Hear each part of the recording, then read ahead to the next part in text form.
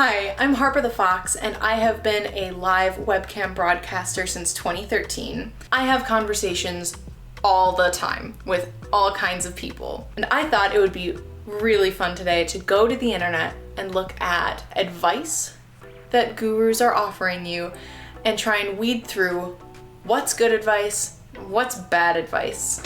Let's get into it.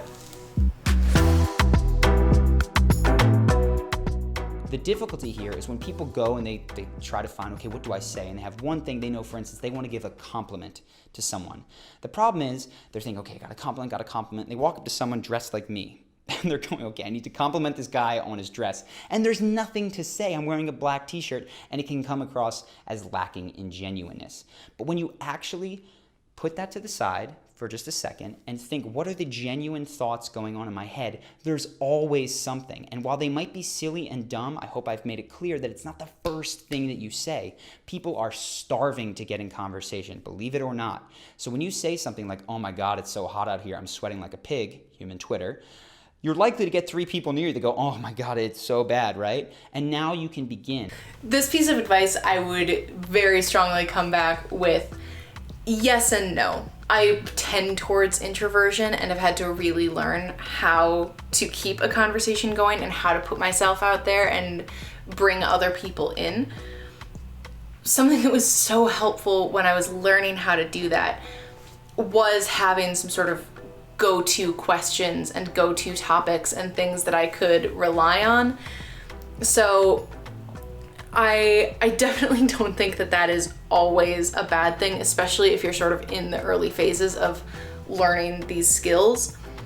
But I would say too, being willing to recognize what's on your mind and share it, that can be extremely powerful. I just read an interesting example of this where someone was sharing their story about, for most of their adult life, having a really grisly scar on their face. Something from an accident that just combined with other aspects of their appearance made them look like kind of a scary dude. And that it was something this person felt very insecure about and got a lot of negative comments about. And then finally one day just at the grocery store, the woman behind the checkout said, hey, your scar is really cool. And pointed out this piece of appearance that for me personally, the way I was raised, it would never occur to me to comment on what might be a sensitive part of someone else's appearance. But the fact that she did it in a positive way, by the storyteller's account, changed his life. He thinks about it all the time, and it has changed how he thinks about himself. So being willing to sort of take something that might be the elephant in the room or something obvious that people are sick of not having addressed, and being willing to be brave and say it out loud and just notice what you're thinking and kindly voice what you're thinking, that can be really useful. So yeah, to summarize, a blend between go-to questions for when your mind just goes absolutely blank and you have no idea what to do, that can be really useful.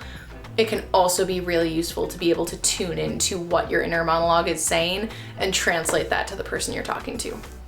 Everyone has some sort of family. They are an integral part of our lives. They are the first people that we get to know, and for that reason, we hold a special place in our hearts for them. Studies have found time and time again that when people share family-related matters with strangers, they feel significantly closer to them afterwards. Now, the main problem with speaking about family is that it can sometimes come off very strong if you ask someone about their family up front. What you need to do instead is branch the conversation in a way so that the topic of family naturally pops up. Here's 2 ways to go about doing this. The first is by talking about your family first. Let's say, for example, you're at a party and you're talking with some girl and you notice there's a very loud, excited guy on the dance floor. You could say something like this. You see that guy over there? He really reminds me of my older brother, who's always energetic and not afraid to let loose. I feel like older siblings are always like that. Do you have any siblings? By saying something like this, you direct the conversation towards family, and you also make the initiative to open up first. I don't know about family as a sort of opener topic because a lot of people have extremely painful and difficult relationships with their families, if they have a relationship with their family at all. So it's something that I think is a close bridge to religion or politics where people are going to have very strong feelings and you might be bringing up something that's pretty sensitive. I think the piece of that advice that was brilliant is be the one to initiate, talk about your own family, because if somebody has something positive and fun to share, they are going to bring that. If you start talking about your older brother and how they're such a ham, maybe they'll start talking about how their sister is the exact same way, then you know that you are in a space where this person is comfortable talking. But sort of just launching into like, does your family live nearby? Or like, how many siblings do you have? Or anything like that. It's certainly not a terrible conversational move. I would never say just like, don't do it fundamentally, because if somebody is having family difficulty, they're also likely used to talking about it and handling it in a gracious way. So I guess that would be the sort of subsection of this advice, is if the person you're talking to is clearly trying to graciously put the subject down and move away from it, do your utmost to let that happen and move on.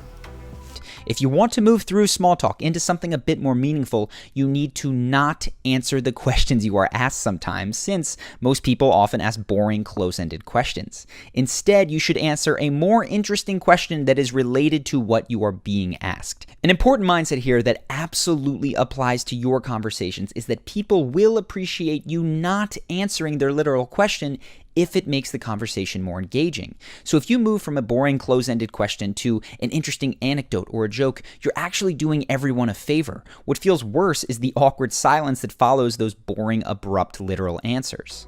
And I think everybody has had this experience, whether it's on a date or meeting a new friend or a new acquaintance or talking to a coworker, feeling like you are just pulling teeth to get any kind of response from the person.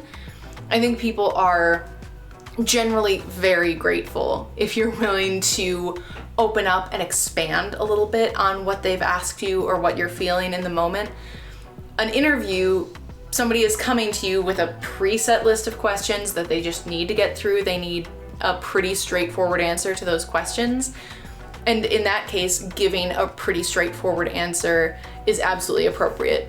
But if you're trying to create a friendship or have a fun time, being willing to be a bit more freeform and spur of the moment and just follow a train of thought, that's how you're going to make interesting connections and find opportunities to share pieces of yourself that your conversation partner would have had no idea to ask about.